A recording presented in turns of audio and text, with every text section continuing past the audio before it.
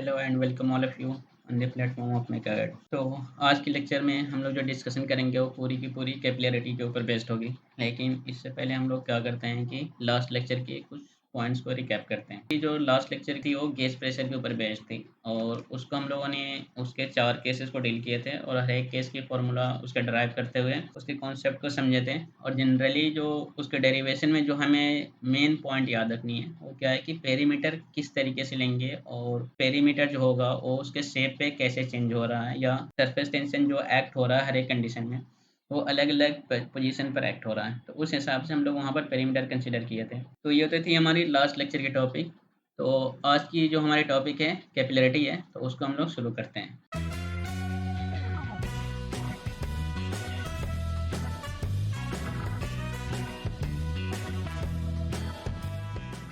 तो कैपिलरिटी के अंदर हम लोग पढ़ेंगे कि कोई भी ट्यूब को अगर हम लोग किसी टैंक के अंदर डिप कर रहे हैं तो उसके ट्यूब के अंदर जो लिक्विड का लेवल है या तो अप होगी या डाउन होगी, मीन्स या तो राइज होगी या फॉल होगी।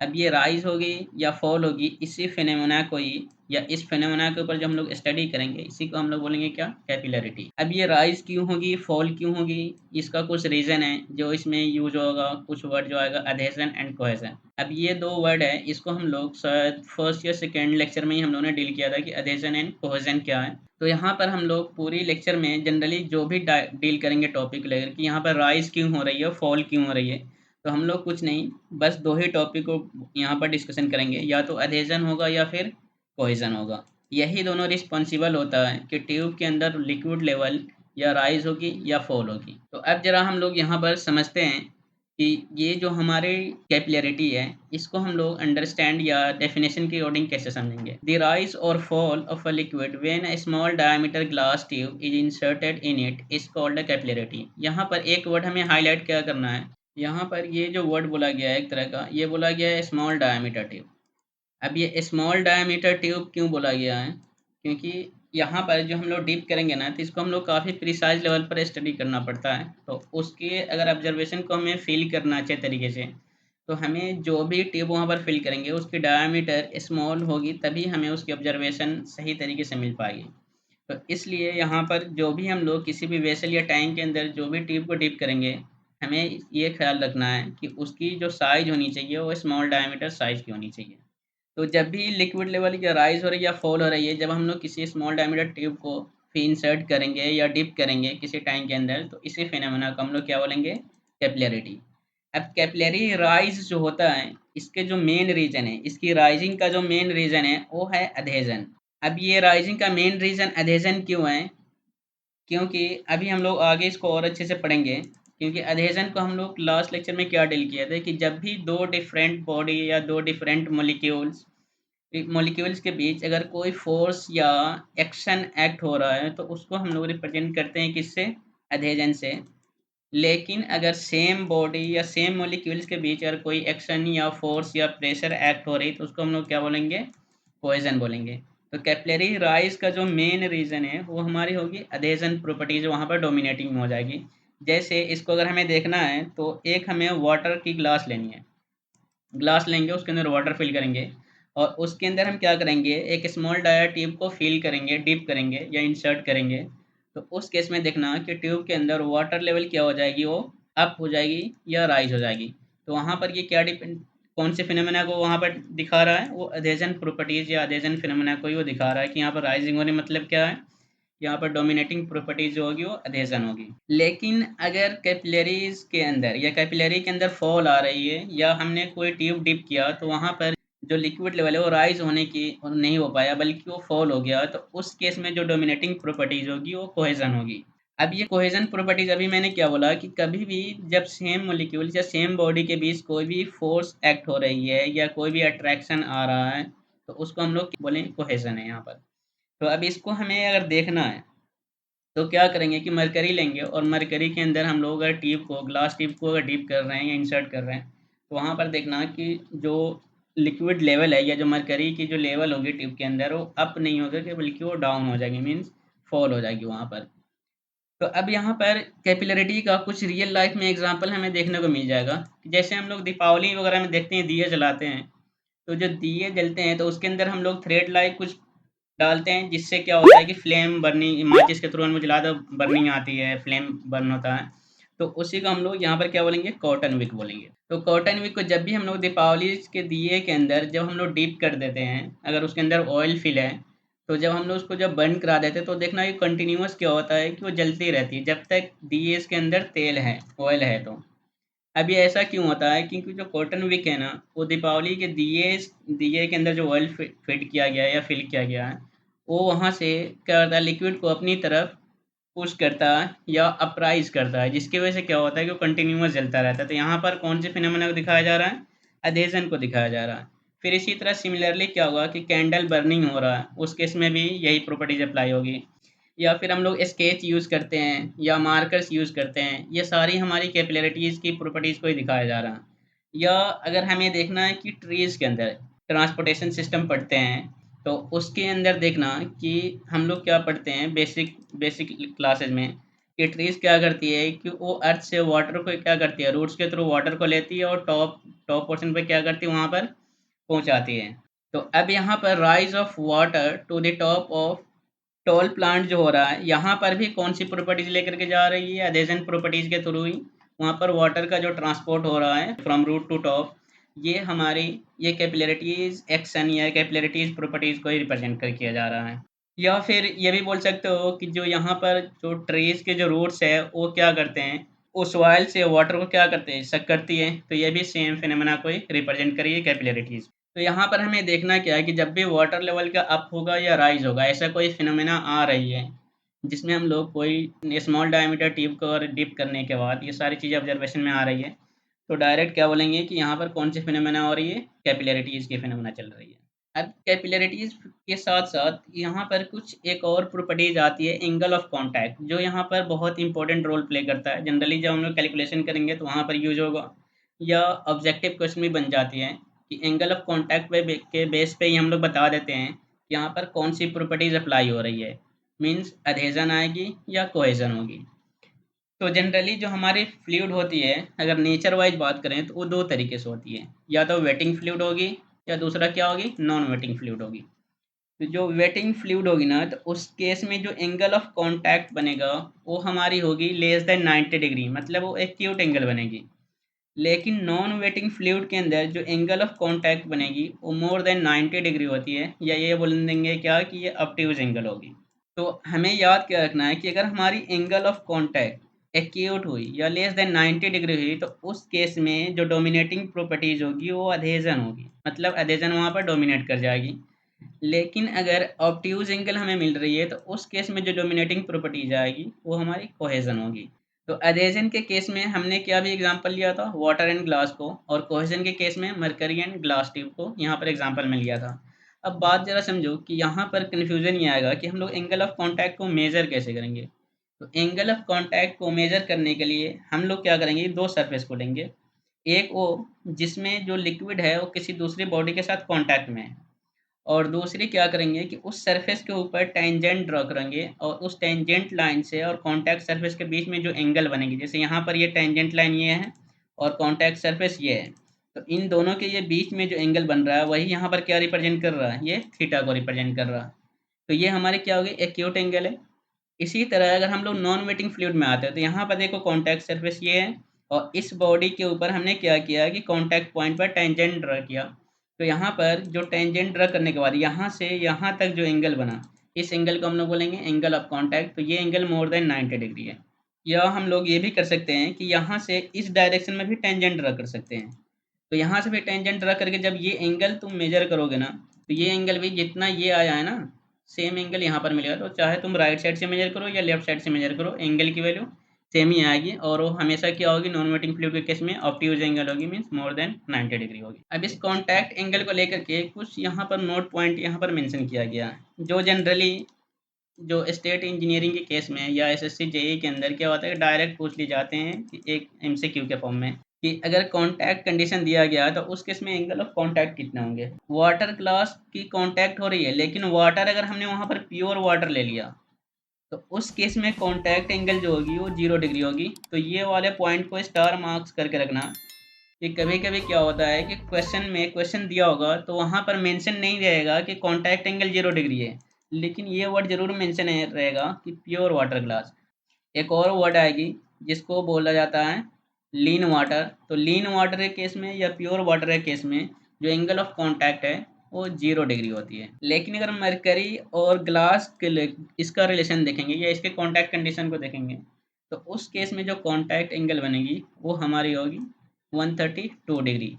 ये फिक्स्ड होता है। तो जनरली ये जो एंगल है ना ये दिया हुआ होगा जब भी न्यूमेरिकल करेंगे या मरकरी के केस में भी दिया हुआ होता है। लेकिन जब वर्ड क्वेश्चन में मेंशन होगा प्योर वाटर ग्लास या लीन तो उस केस में एंगल नहीं दिया हुआ होता है। तो उस केस में हमें याद रखना है कि हमें एंगल ऑफ कांटेक्ट क्या रखनी है, 0 डिग्री रखनी है। अब यहाँ पर जब हम लोग कुछ डेरिवेशन करेंगे या न्यूमेरिकल करेंगे तो यहाँ पर दो टर्म बार बार रिपीट आएगी। ये एक तो हमारी क्या है डायनेमिक विस्कोसिटी और दूसरी क्या है काइनेमेटिक विस्कोसिटी। डायनेमिक विस्कोसिटी को हम लोग यहाँ से म्यू से रिप्रेजेंट करेंगे, मैक्सिमम वो किसी से रिप्रेजेंट कर रखी है, और काइनेमेटिक विस्कोसिटी को न्यू से रिप्रेजेंट करेंगे। तो जनरली वाटर केस में जो म्यू की वैल्यू होगी वो 10⁻³ होगी और न्यू की वैल्यू जो होगी 1 × 10⁻⁻6 होगी।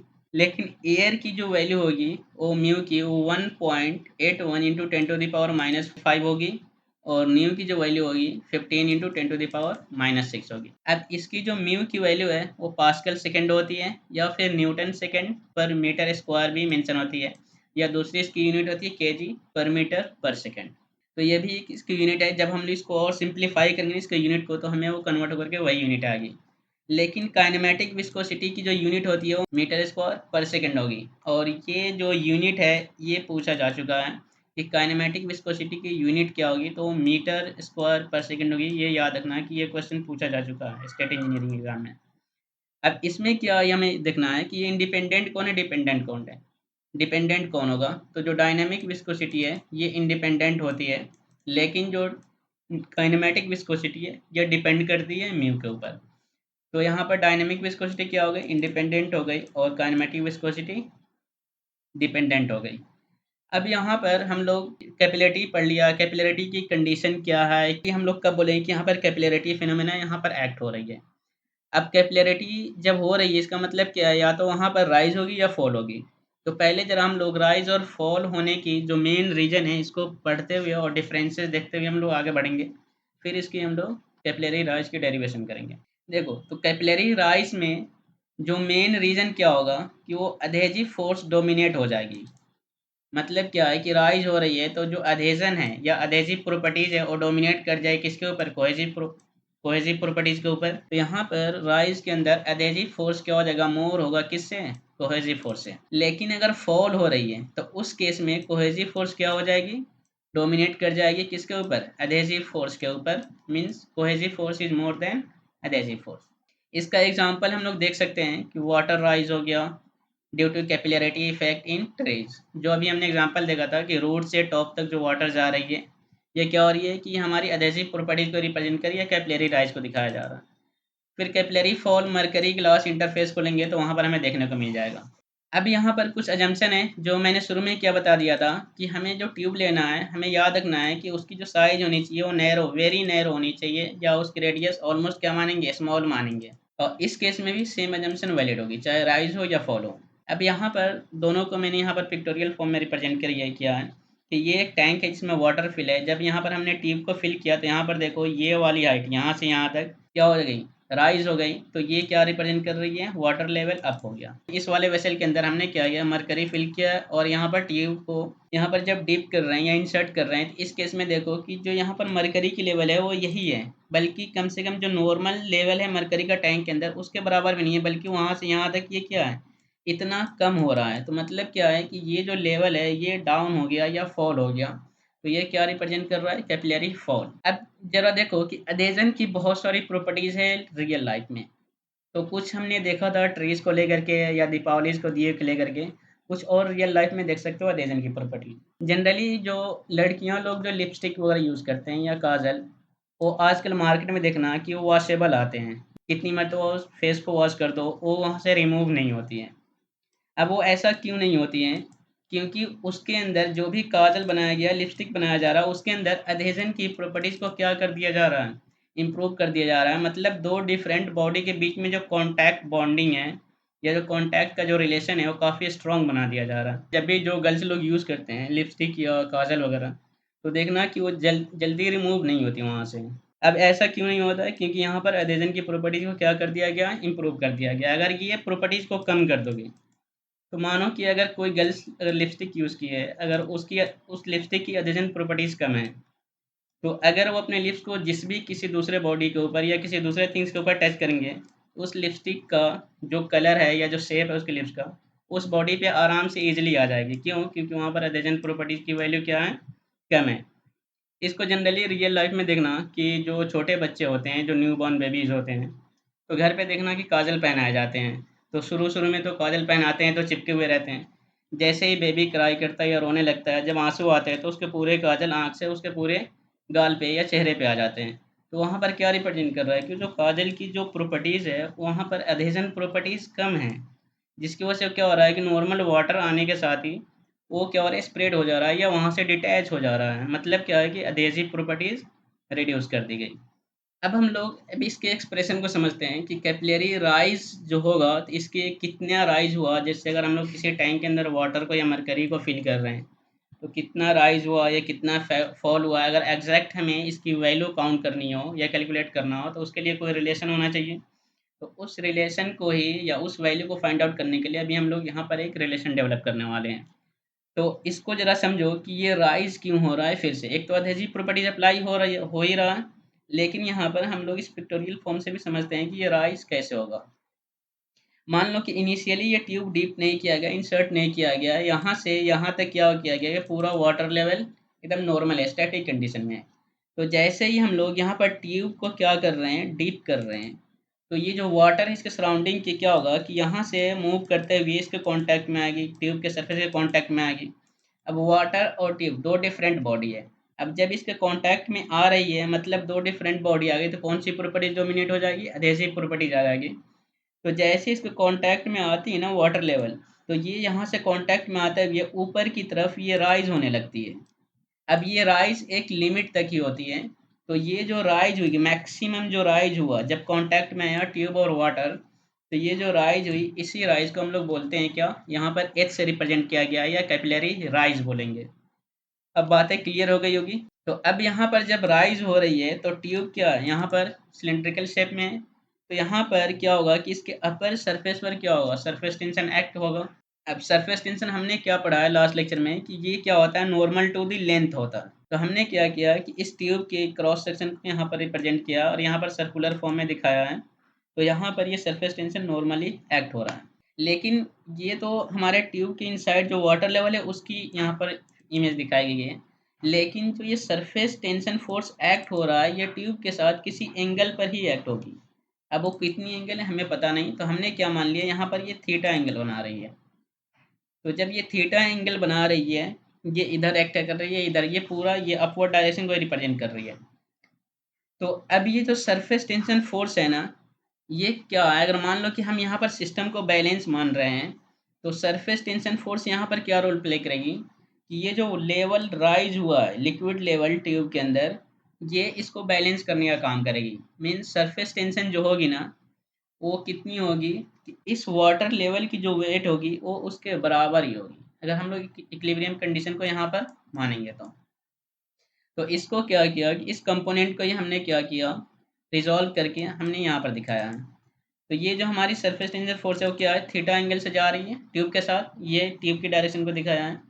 तो जब हमने कंपोनेंट रिजॉल्व किया वर्टिकल डायरेक्शन में तो हमें क्या मिल गया, एफ एस कोस थीटा। अब हमने वर्टिकल डायरेक्शन को ही क्यों लिया, क्योंकि हॉरिजेंटल जब लेंगे इसको और इसको तो दोनों साइड क्या होगा, यहाँ पर बैलेंस हो जाएगा, सिर्फ वर्टिकली क्या हो जाएगा यहाँ पर अनबैलेंस रहेगा। तो वर्टिकल जो सरफेस टेंशन फोर्स होगा यहाँ पर, और यहाँ पर हमारी सरफेस टेंशन फोर्स क्या हो, नॉर्मली एक्ट हो रहा है। तो ये जो surface tension force in vertical direction में यही बैलेंस कर देगी वेट ऑफ लिक्विड लेवल जो राइज हुई है। तो अब यहाँ पर हमने क्या किया कि इसकी डेरिवेशन करना शुरू करते हैं, लेकिन कुछ एजम्पशन जो हमने यहाँ पर लेट की उसको पहले समझते हैं। तो यहाँ पर जो डी है ये रिप्रेजेंट करेगी ट्यूब की जो डायमीटर है या साइज है उसको रिप्रेजेंट करेगी, और जो एच है ये रिप्रेजेंट करेगी कितना हाइट लिक्विड की राइज की है ट्यूब के अंदर या फॉल की है।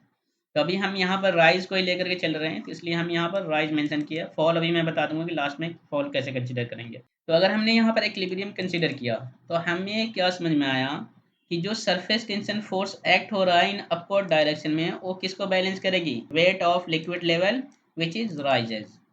तो अब यहाँ पर अपवर्ड डायरेक्शन में सरफेस टेंशन फोर्स क्या हमारे पास है? F S cos theta. अगर हमें वेट निकालना है लिक्विड लेवल की जो राइज हुई, तो हमने क्या पढ़ा है कि wait row ji we. Rho क्या है? Density. G acceleration due to gravity. और वी क्या है? यहाँ पर वॉल्यूम है।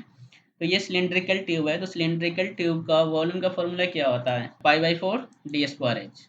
फिर हमने क्या किया? सरफेस टेंशन का रिलेशन यहाँ पर पुट किया। किसकी वजह से? सरफेस टेंशन फोर्स की वजह से।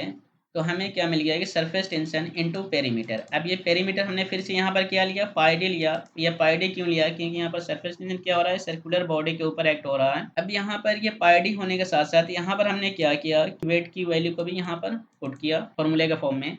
तो जब हम यहाँ से रिजॉल्व करें, इसे पाई पाई डी यहाँ पर बैलेंस हो जाएगा। तो हमें जो हाइट का जो फॉर्मूला आया या राइज की जो फॉर्मूला हमारे पास मिल करके आया क्या? 4 sigma cos theta by W D. अब ये डब्ल्यू क्या है? ये स्पेसिफिक वेट को रिप्रेजेंट कर रहा है। स्पेसिफिक वेट क्या होता है? रोजी या वेट पर यूनिट वॉल्यूम। इसको हम लोग बोलेंगे क्या? Specific weight. अब इस रिलेशन से जरा देखो हमें क्या क्या ऑब्जर्वेशन मिल रहा है।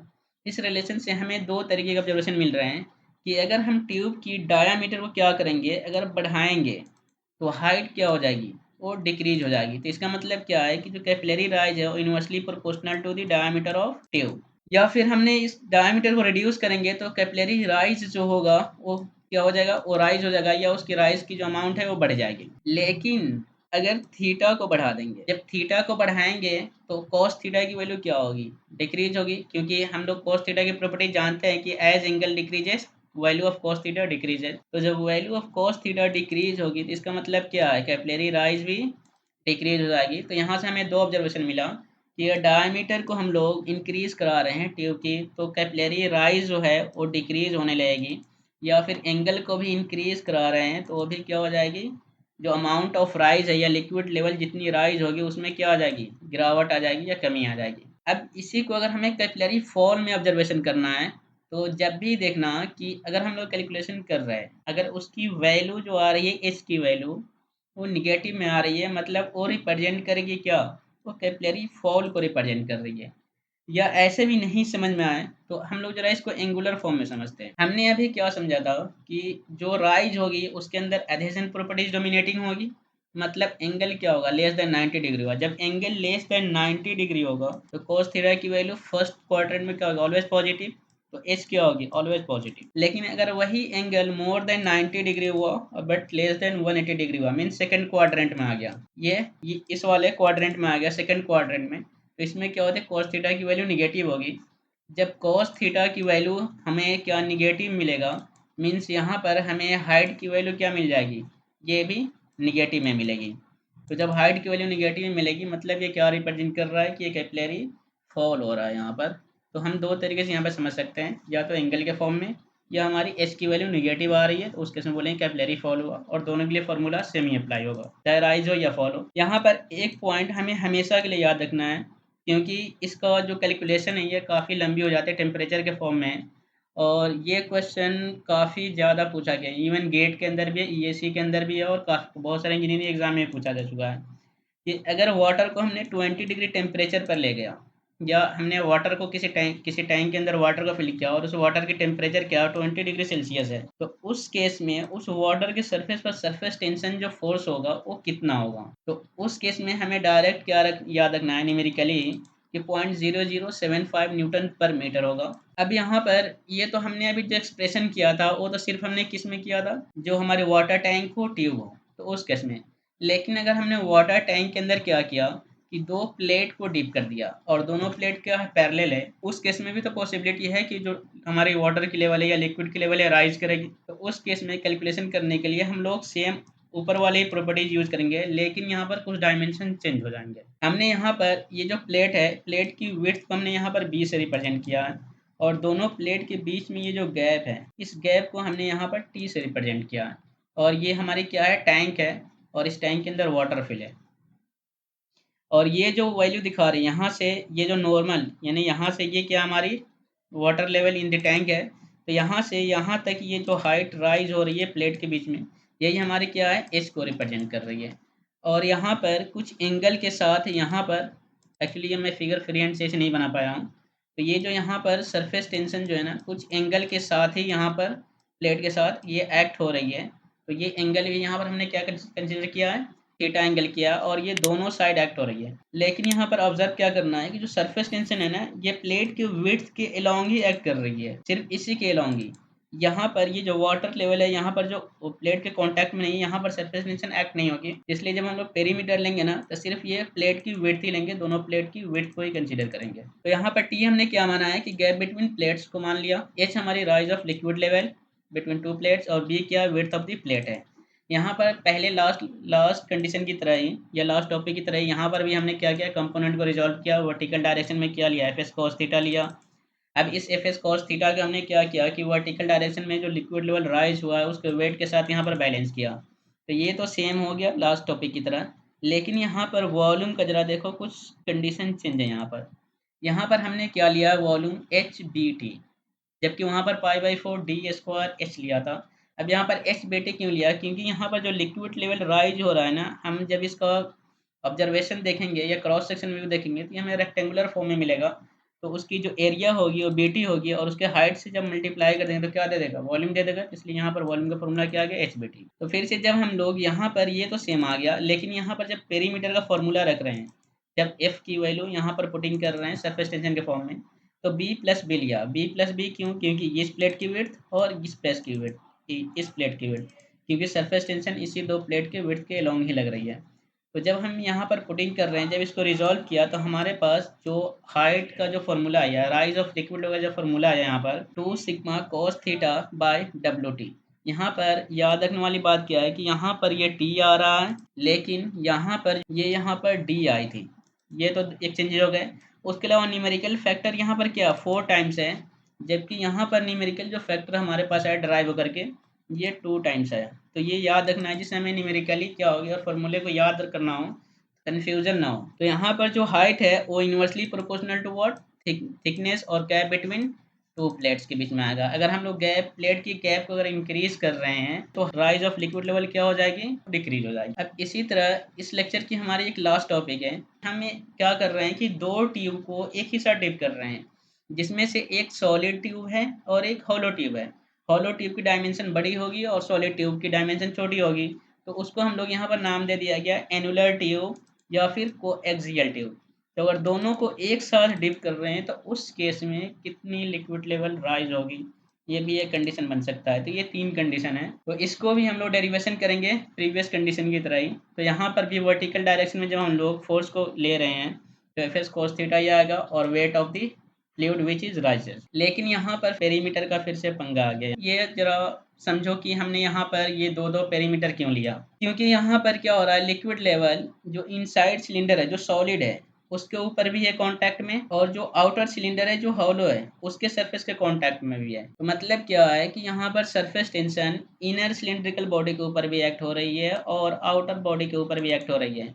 तो इसलिए पेरीमीटर क्या होगा कि ये इनर सिलेंडर की भी पेरीमीटर आ जाएगी कैलकुलेशन में, और ये आउटर सिलेंडर के भी पेरीमीटर कैलकुलेशन में इन्वॉल्व होगी।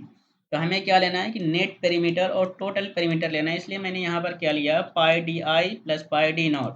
डी आई क्या है, ये डायमीटर ऑफ इनर सिलेंडर या सॉलिड सिलेंडर, और डी नॉट क्या है, डायमीटर ऑफ आउटर सिलेंडर और हॉलो सिलेंडर। क्लियर हुई चीज़ें। फिर यहाँ से जब हम लोग क्या करेंगे, वॉल्यूम निकालेंगे, तो वॉल्यूम का हॉलो सिलेंडर का पता ये क्या होता है कि पाई/4 d outer square minus d inner square into height. ये हम लोग क्लास 8-9 में पढ़ते हैं, तो इसमें ज़्यादा कोई कन्फ्यूजन नहीं होना चाहिए। अगेन हमने यहाँ पर क्या लिया, स्पेसिफिक वेट को हम लोग यहाँ पर रोजी से रिप्रेजेंट करेंगे।